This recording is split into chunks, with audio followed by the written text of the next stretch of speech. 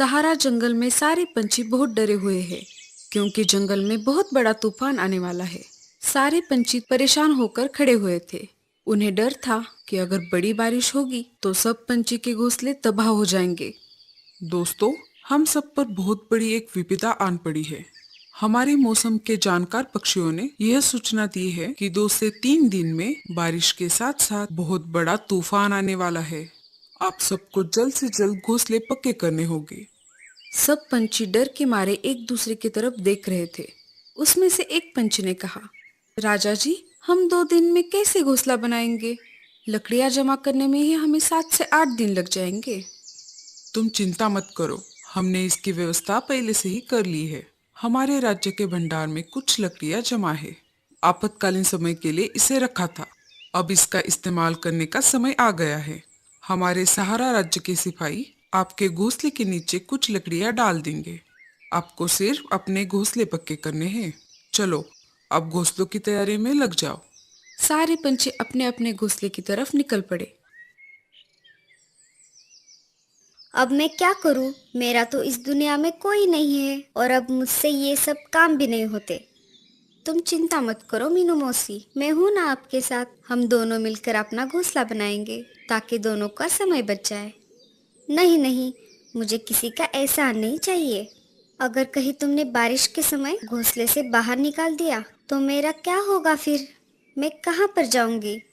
ऐसी बात नहीं है मीनू मौसी, मैं तो हम दोनों के भले के लिए कह रही थी ताकि दोनों का समय बच जाए। रहने दो, मैं देख लूंगी। ठीक है, जैसी आपकी मर्जी। सब सिपाही पंछी की राह देख रहे थे। सबको घोंसला जो बनाना था। थोड़ी देर बाद सिपाही पंछी लकड़ियां लेकर आ गए। उन्होंने हर एक पेड़ के नीचे लकड़ियां डाल दी। मीनू मौसी और लाडो लकड़ियों के पास आ जाती है। उन दोनों से पहले कालू कौवा और भूरा कौवा वहां पर पहुंच चुके थे। आ गए दोनों। काम के समय पर तो गायब रहोगे और जब प्रसाद बट रहा हो तो दोनों पहले से हाजिर रहते हैं। मतलबी कहीं के। अरे मीनू मौसी, इन लकड़ियों पर सिर्फ तुम्हारा नाम नहीं लिखा है, इन पर हमारा भी अधिकार है। हाँ हाँ, मुझे मत सिखाओ क्या अधिकार है और क्या नहीं। मैं तुम जैसों को बहुत अच्छी तरह से जानती हूँ। ये सिर्फ 3 घोंसले बनाने जितनी ही लकड़ियाँ है और इनमें से मैं मेरा हिस्सा नहीं देने वाली। तुम तीनों में से किसी एक को दूसरी लकड़ियों का इंतजाम करना पड़ेगा। मीनू मौसी, ये समय झगड़ा करने का नहीं है। ऐसी स्थिति में हमें समझौते से काम लेना पड़ेगा। मैं नहीं करने वाली समझौता। समझौता करना है तो आपस में करो। कालू सही कह रहा है मौसी, हमारे पास बहुत कम समय है। बारिश का तूफान कभी भी आ सकता है। हम चारों में से किसी दो को एक घोंसले में रहना होगा। ऐसा करो, कालू और भूरा मिलके एक घोंसला बना सकते हैं। दोनों की जोड़ी अच्छी बनेगी। नहीं नहीं रे बाबा, ये कालू बहुत ही आलसी और कामचोर है। इसकी और मेरी नहीं बनेगी। कालू भैया, अब हमारे पास दूसरा उपाय नहीं है। अगर आपको कोई परेशानी नहीं है तो हम दोनों साथ में घोंसला बना लेते हैं। मुझे कोई परेशानी नहीं है लाडो। तो चलो फिर हम घोंसला बनाने की जगह तय करके आते हैं। हाँ हाँ, जाओ जाओ। वैसे भी मुझ जैसी अबला चिड़िया की कौन मदद करने वाला है। आप भी हमारे साथ चलिए, हम सब अच्छी जगह तय करते हैं। मुझे कम अकल मत समझो। मैं क्या बेवकूफ लगता हूँ? मैं तुम तीनों से अच्छा घोंसला बना सकता हूँ। भूरा कहते हैं मुझे।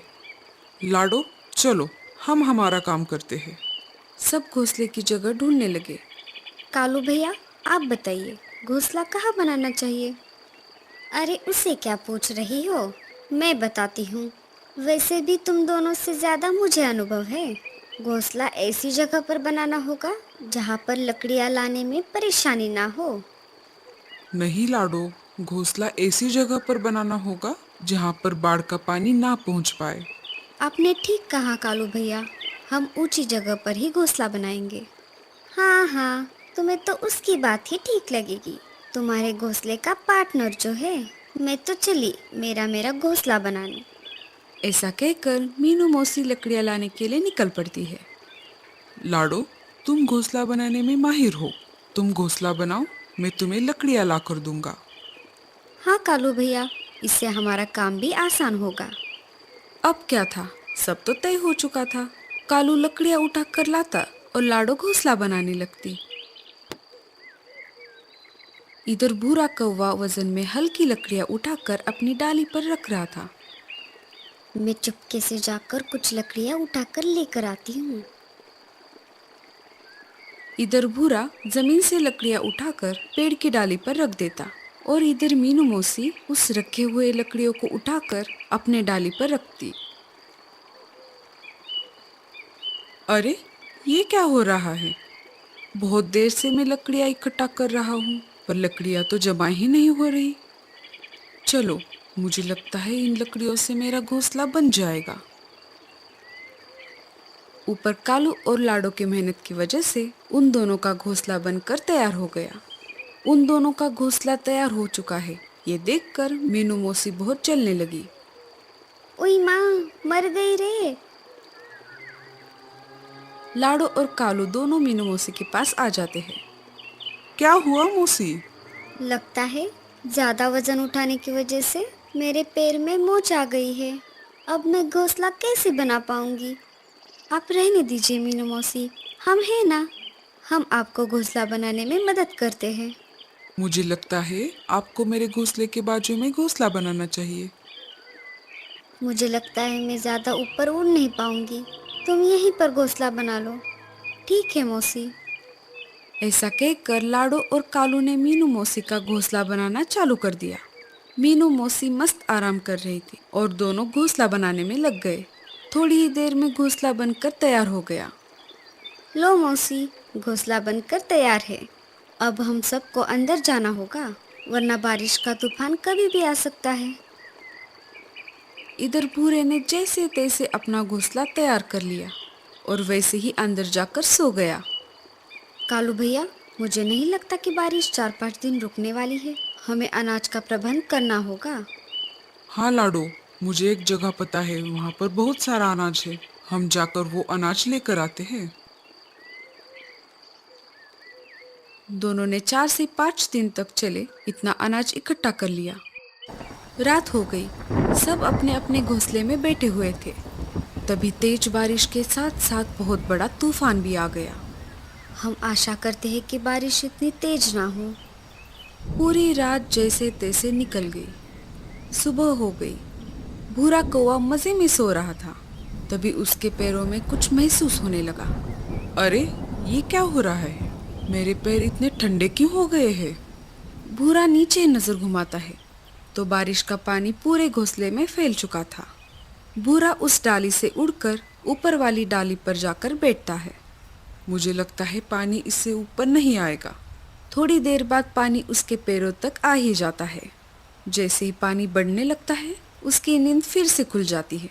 पानी बहुत ऊपर तक आ गया। मैं एक काम करता हूँ, घोंसले के ऊपर जाकर बैठता हूँ।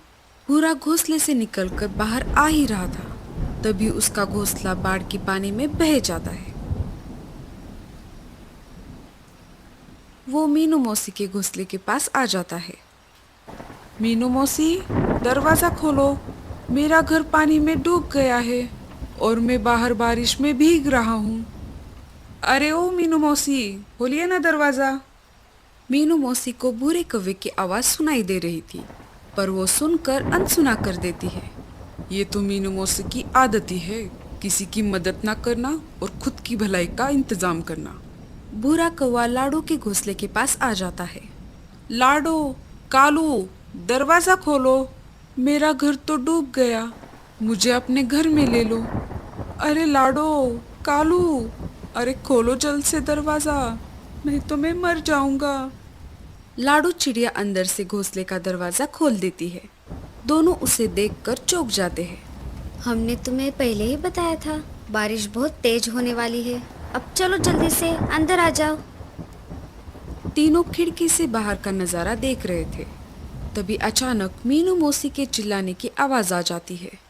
अरे मुझे बचाओ कोई!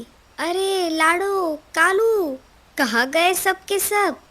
अरे कालू भैया, लगता है मीनू मौसी किसी मुसीबत में है, हमें उन्हें बचाना होगा। उसके साथ ऐसा ही होना चाहिए, ऐसी बात नहीं है। वो हमारी दोस्त थे और हमें किसी मुसीबत में फंसे हुए पंछी की मदद करनी चाहिए, चाहे वो हमारा दुश्मन ही क्यों ना हो। अगर तुम्हें मदद करनी है तो तुम दोनों ही चले जाओ, मैं नहीं आने वाला। कालू और लाडो घोंसले से बाहर चले जाते हैं। दोनों ने बाहर आकर देखा तो मीनू मौसी पानी में बह रही थी। तभी कालू पेड़ की डाली की सहायता से मीनू मौसी को पानी से बाहर निकालता है। चलो हम घोंसले के अंदर चलते हैं। जैसे ही तीनों घोंसले में जाने वाले थे, लाडो का घोंसला भूरे कौवे के साथ ही पानी में डूब जाता है। भूरा कौवा पानी में डूबने लगता है। कालू भैया, ये क्या हो गया? हमें भूरे कौवे को भी बचाना होगा। नहीं नहीं, मैं उसे नहीं बचाऊंगा। तुमने देखा नहीं वो कैसे मीनू मौसी को बचाने के लिए इनकार कर रहा था। कालू भैया, अभी अभी तो आप कह रहे थे मुसीबत में फंसे पंछी की मदद करनी चाहिए, चाहे वो हमारा दुश्मन ही क्यों ना हो। ठीक है बाबा, बचाता हूँ। अरे मर गया रे, बचाओ। अरे देख क्या रहे हो सबके सब, कोई तो बचाओ मुझे। अगर मैं तुम्हारे साथ आ जाता तो ये मुसीबत नहीं आती। कालू उसे पानी से बाहर निकालता है और उसे ऊपर से डाली पर छोड़ देता है। अब आगे क्या होगा